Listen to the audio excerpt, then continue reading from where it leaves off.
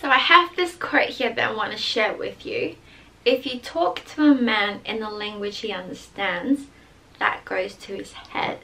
If you talk to him in his language, that goes to his heart. By Nelson Mandela. That is so true. Hey guys, this is Rachel. Welcome back to my channel. So for today's video, I am going to do a bento talk. It's been a while since I did bento talk. Obviously because I was in Australia and you know bentos are quite hard to come by. Now that I'm in Japan, bento! So today I'm going to treat myself a little bit. I've got a bento and I got some takoyaki. And it was really cheap as well, like 270 yen for 6 pieces. Oh, it's a bit flattened, but it still looks really good. Let me focus so you can see the takoyaki. Wow, so 270 yen for takoyaki. Oh, it smells so good. And I have my bento, which is just a hamburger and rice bento. Oh, it smells so good. Alright, so chopsticks. Itadakimasu. Alright, so before I start talking, let me have some food first because I am starving. Itadakimasu.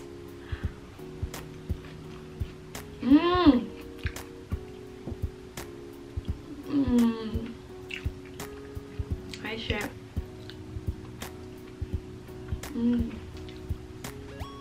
Japanese rice is so good. There's pickles here as well.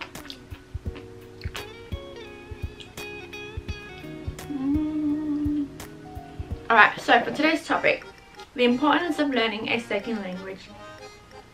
The reason why I want to talk about this is because for the last year, or for this year, for the whole of this year, I was studying to become a Japanese teacher in Australia.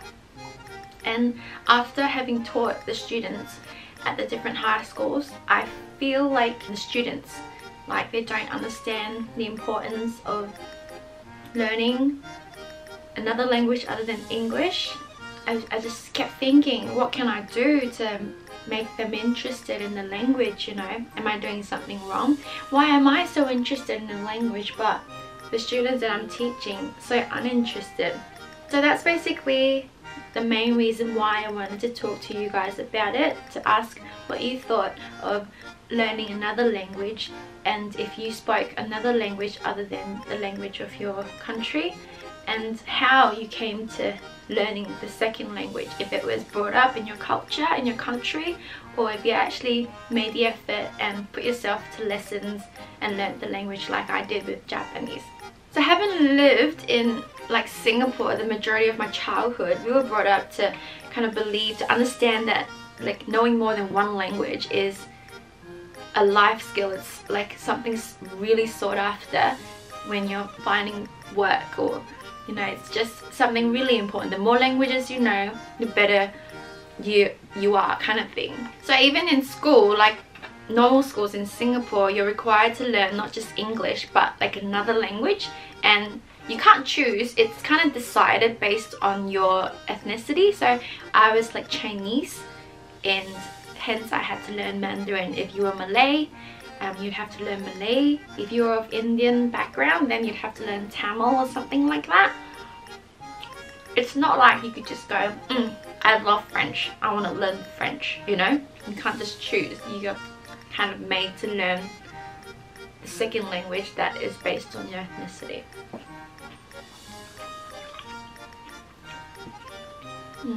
So, in addition to English at school, we also had Mandarin for me, and at home sometimes we would speak Hokkien because my grandparents would speak Hokkien to me.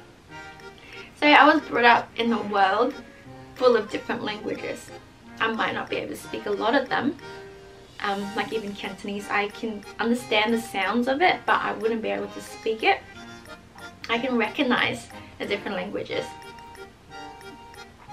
So having taught at schools in Australia, I was really trying my best. You know, I love Japanese, trying to show that passion and commitment and interest to my students, trying to like make them feel it too. But it was quite hard.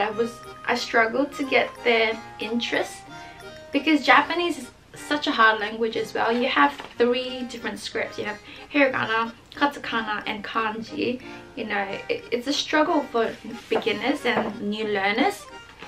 Yeah, a lot of them get put off with the amount of work they have to put in the beginning. It's almost like I can't even speak English properly in my own language. Why am I learning another language like Japanese?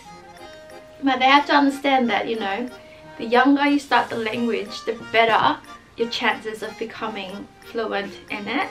You have to push through all the annoying parts of it, like learning the characters and stuff like that, and then it'll become fun.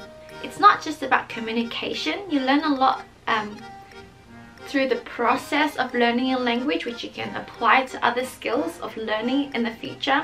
And I don't want to like compare learning language to like learning maths or science, but learning a language is a lifelong skill. I don't use any of my math or science skills. Maybe I do like for like buying stuff and that, you know, using money, but I use my language skills more than I use any other skills that I've learned at school. Like when I was in Hong Kong, oh, I need to eat some food. When I was in Hong Kong, instead of speaking English, I just went straight to speaking Mandarin. Even though people in Hong Kong speak Cantonese, they speak Mandarin too. So being able to speak Mandarin, I felt like I had a closer connection to them than if I were to speak English, you know? If anything, I wish I knew more languages. My first language is actually Cantonese.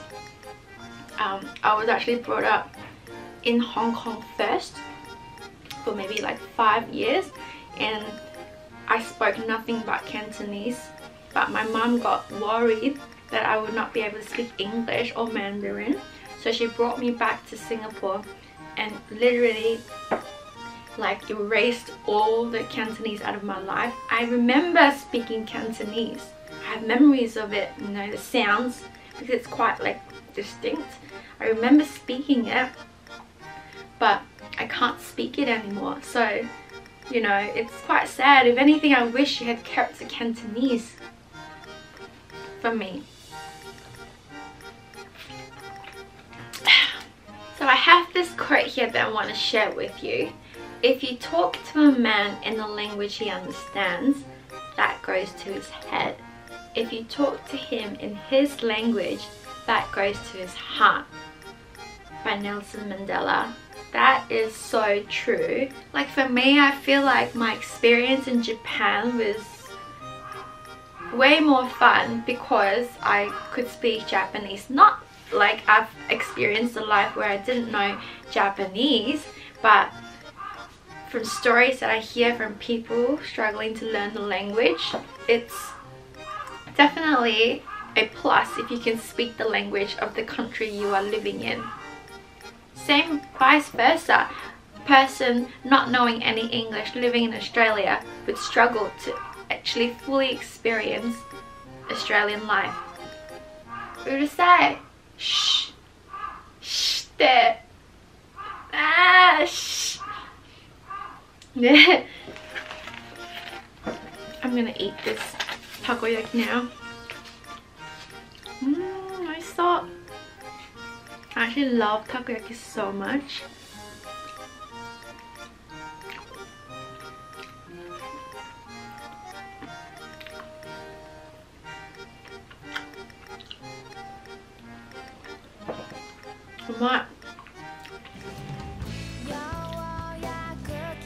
So what do you guys think of learning a second language?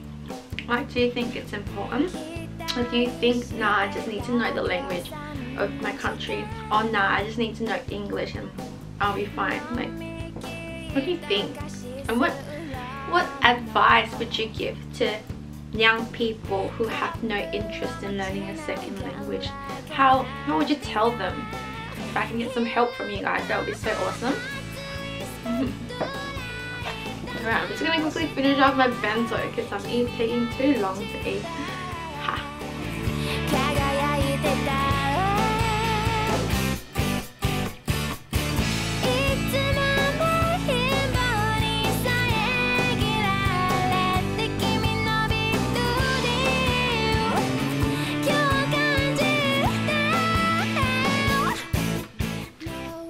There's too much rice. I'm going to keep this for tonight. Alright, ごちそうさまでした. Please let me know in the comment section what you feel about the few points I talked about before. And yes, thank you for watching and I will see you tomorrow. Bye bye!